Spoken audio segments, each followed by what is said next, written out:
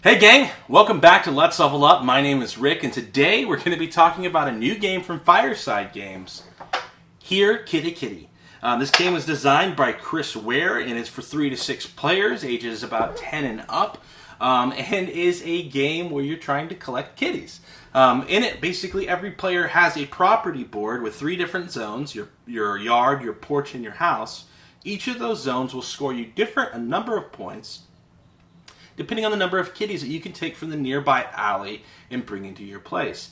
Now, with 6 players potentially playing this game, it's going to be very chaotic as we compete over the 4 different kinds of cats. There's white cats, black cats, gray cats, and orange cats out there, and we can get a different number depending on the number and type of cat that we're bringing in. There are a lot of opportunities for strategy in this game, and it gets very, very competitive very, very quickly. So follow us to the table. I'm going to show you a little bit of how the game is set up, a bit of how it's played, and then after that we'll be back in the game room to give you our final thoughts. So here we have the box of Here Kitty Kitty. It's going to be designed actually by Chris Ware, which I think is an interesting thing. It may be the first Fireside Games that's not designed by one of the DeWitts. I'll need to double check on that, but I'm pretty sure that's accurate. It plays 3 to 6 players, ages 10 and up. I haven't played this with my kiddos yet because it's a little, it's a lot more aggressive than I thought a game called Here Kitty Kitty would ever be. The artwork on this game and the components are just right up there with all the rest of the Fireside things, just top notch. So let's pop this guy open and take a look at what a 2-player setup would be. Excuse me, 3 players. Every player is going to have a player board. Now this board is a house basically, and it has 3 different zones. There's the yard, the porch, and the house. Now each of these zones gives you points for every kitty you get to them. So when you're grabbing a kitty from the alleyway, generally they're going to start in your yard unless you have a card that says otherwise. And then you can move them to the porch and then finally into the house. Now this allows you to score additional points. Every kitty you have is 0 points for being in the yard, 3 points for being on your porch, and 5 points for being on your house. The player with the most points at the end of the game is going to win. But you also get bonuses for having the most cats in a particular area, and also the most cats of a certain color. So that's really going to affect your strategy and your defensive strategy going in to making sure that you are inhibiting players before they get too many cats of the same color. Now every player is going to have one of these player boards, and you're going to kind of lay them out throughout the table so it forms a neighborhood, something like this here. So if I bring this down, let me just get my stuff in a row. Then you're going to have a deck of cards also with this game. Now these cards, every player is going to have a set of rules cards, which is very handy. And when you're setting up the game, you're going to want to remove all of the red-backed cards, like caterwauling here. These red-backed cards are instant actions that occur that you're going to want to take out of the beginning of the game. So I'm going to go ahead and do that. And once you've dealt 3 cards to each player, you're going to take all of your instants or your red-backed cards and shuffle them back into the main deck. So that way they are now in there and ready for you to draw. There we go. Poor man shuffle. Let's see what cards we got in our starting hand. So cards come in 3 different flavors. So there are red-back cards, which are instants that instantly happen as soon as you draw them. There are blue cards, which are defensive, like Microchip here. It says play at no action cost to move 1 cat into your house when another player tries to move that cat from your porch or yard. So this allows you to basically just bring them directly into your house. Then we have our standard cards with these purple-backed or these pink-backed cards here. Best in show. You gain 2 points if this card is in your hand at the end of the game. And then we also have one called Catnip. And I love the artwork here. This game pulls no punches on any of the humor it can draw out of this. Very, very funny in the art style and in the gameplay as well. You can lure 1 cat, neighbor's choice, from the yards of each of your neighbors into your yard. So you put a little catnip down, and then you're basically going to take cats from everyone's yard and put them into yours. Let's talk about what we can do during our turn.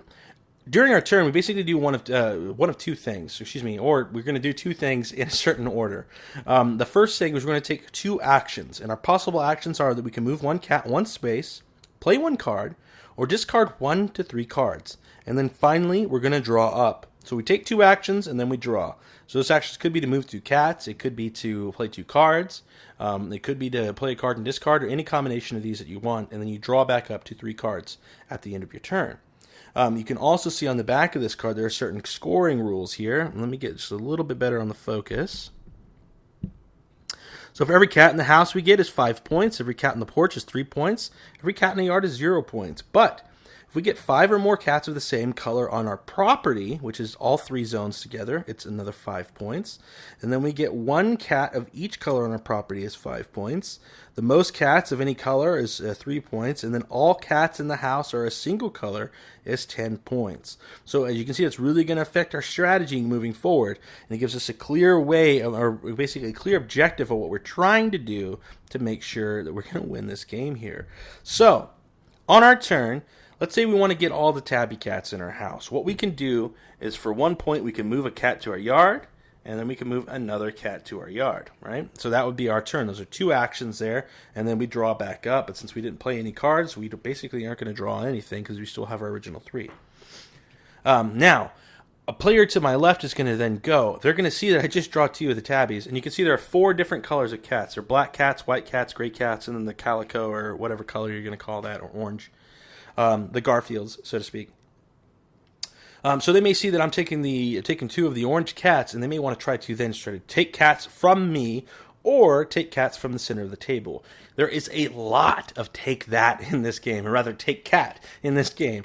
And there are a lot of word puns as well, and I apologize ahead of time. But this game is really, really, really competitive, and I didn't think from the theme of it was going to be so very cutthroat, or catthroat, if you will. You can just substitute letters, and that's how puns work, right? I have no idea what I'm doing here. No, so we're going to keep going, and we're going to make sure we're going to try to get the most points as possible, right? But our opponents are doing the same thing, so it's very, very, very cutthroat. There are different cards that allow you to basically pull cards or cancel actions, or pull cats directly from someone's house and take them. Okay, so the end game is going to be triggered when the last card from the draw deck is drawn, and then every player is going to get an opportunity to go again, or basically get an equal number of actions. When that happens, you could get another turn, you could just get a partial return, but it's going to be very important to maximize what you're going to be doing on that last turn of play. And really, you should be trying to maximize what you're doing throughout the game, but things happen when you're playing a game as aggressive as this. Let's start with the theme. The theme is really fun. I'm not a big cat guy at the end of the day. I have a cat, and I'm actually starting to be quite fond of my cat, but I'm more of a dog person.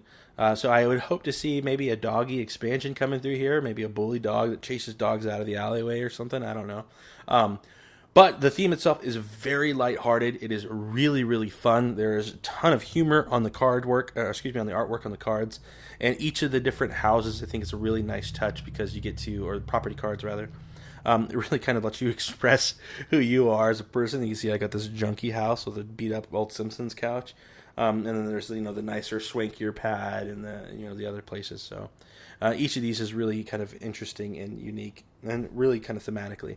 This game scales to 6 players, which I think helps as well because the more players you're going to get, the more chaotic it is.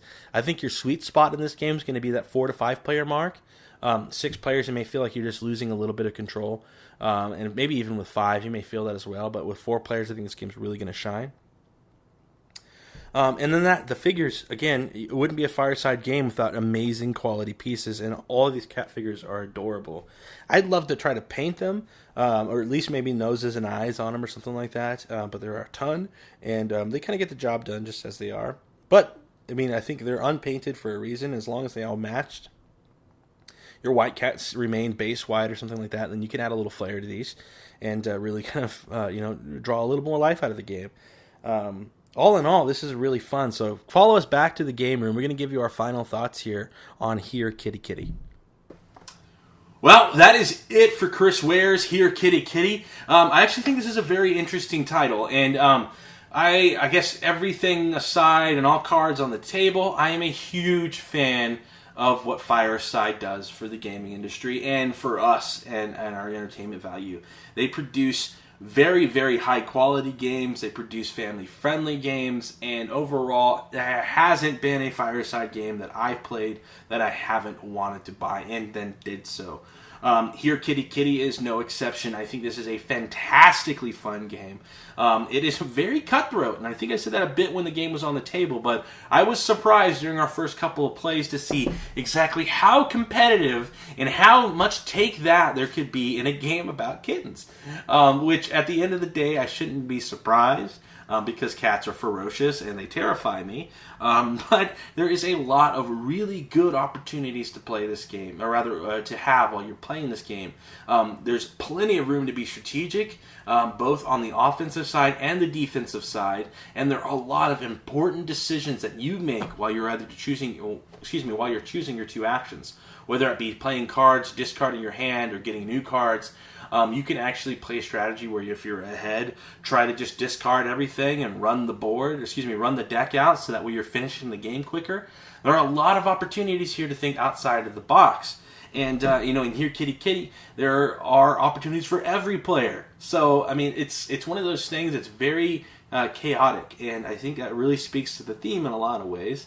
The idea of collecting cats, whenever Justin first emailed me about this, I was a little on the fence, but after our first play, really a quarter of the way through the first play, I was actually watching this one and just kind of seeing everybody play. I just kind of fell in love with the concept, and I fell in love with the theme of the game. And overall, I think I love any game that's not afraid to kind of poke fun at itself while you're playing. The artwork in this game is tremendously humorous. There's just so much... there's so many funny cards that I just got a good chuckle at, which I think should be commended because the artwork is fantastic. The components are really good. I will say one of the things that kind of surprised me is that the cards felt a little thin, and that's generally not what I expect from something like Fireside, but put some sleeves on them and everything's okay. So to me, Here Kitty Kitty is a must-have if you're a fan of any of the Fireside collection, such as the Panics, or even Village Crone or Bears. I mean, all of them are traditionally amazing games. There's a lot of room for a really good time here. It plays pretty quick, so you can get multiple games in a session, or this can act as a filler if you're waiting on people to get there in your gaming group, because, again, it's to me, it's better than some of the other Take That games in the biz. I love the idea of collecting the cats to give you an idea. It's a lot better than reaching an arbitrary value of 10, per se, if you've ever played a Take That game where that's the goal. I like the win condition where you know it's coming and it gives you a better opportunity to try to figure things out and get things going. To me, it's just a little bit more there and a little bit more, I think, friendly and engaging than some of those other games may be. And that may be the theme, but mechanically, I think it really speaks to that as well. So, if you're a fan of kittens, I think this is also a really good game for you because it's very fun. And overall, if you're a fan of just really good Take That games, Here Kitty Kitty is amazing in that regard. So I give it 2 thumbs up. You can't see my other thumb, but it is up behind this box, so you have to trust me. And I definitely recommend you guys all check out Here Kitty Kitty. I think it's fabulous and perfect, if you will. Yeah, I did it again. I'm sorry. I'm not sorry. Thank you guys so much for watching this video. If you liked it, please give us a thumbs up on the channel, on the video here. Subscribe to the channel if you haven't already. Tell all your friends about Let's Level Up. Bevan and I have been doing our best to put as much content out as possible for you, and really hope you guys are enjoying that. So again, thank you so much for watching, and until next time, game on.